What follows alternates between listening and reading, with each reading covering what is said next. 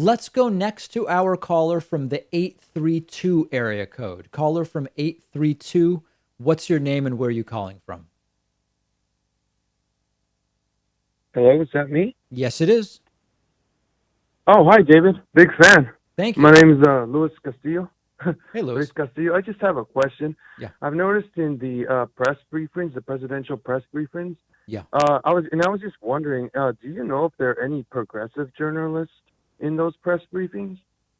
Like, because I don't know what network they're from, but well, they do say the network they're from, but I was just wondering, do you know of any of them? If there are any journalists like from a progressive news network there? Well, it depends And on what you call progressive. I mean, the journalists that are there are not at least supposed to be opinion people. The OAN people obviously are right wing loons. There are people who so that's say, what I oh, was kind of trying to get CNN at. and CBS are left wing. But of course, the people that are there, like, Caitlin Collins is there for CNN.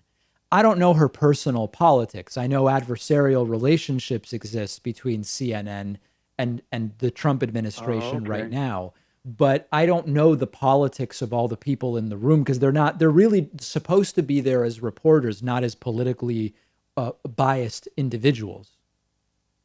Oh, I see. Okay. So like the OAN would be like the exception, I guess, to the rule because I noticed that it's typically this young lady and she doesn't even sit around Yeah.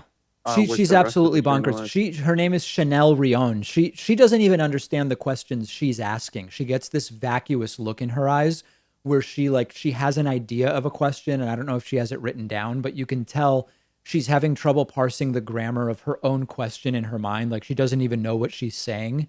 It's all very, very weird. But for the most part, what you have is, like Reuters has a reporter there, the Associated Press. These are people Right. who obviously they Okay. have personal political views, but they're not really supposed to be part of their I role see.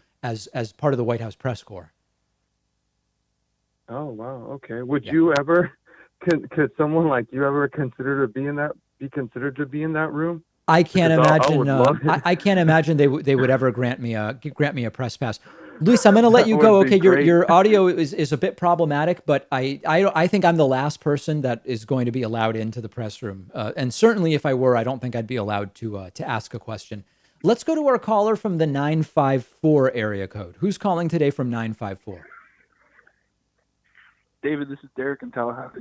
Hey, Derek, what's going on? Oh, Florida. You are in the epicenter of coronavirus.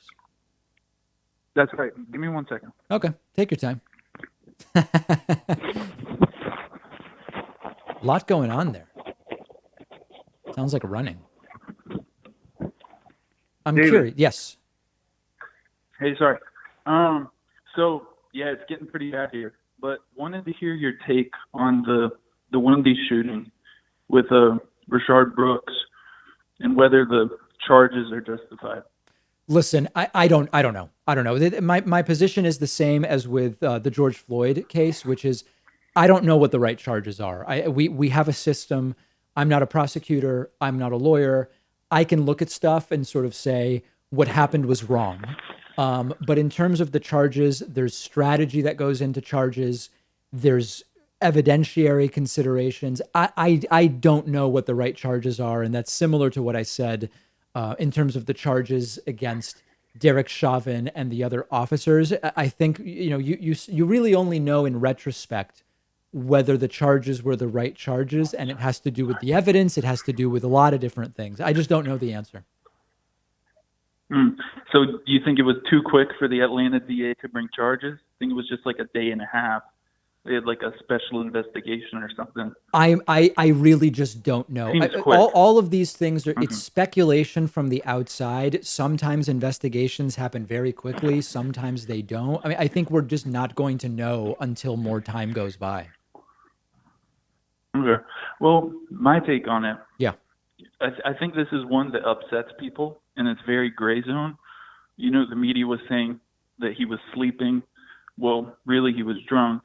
The media said he was unarmed, but I mean, he stole the cop's taser, fired it at the cop, and then the media said he was nonviolent before arresting him.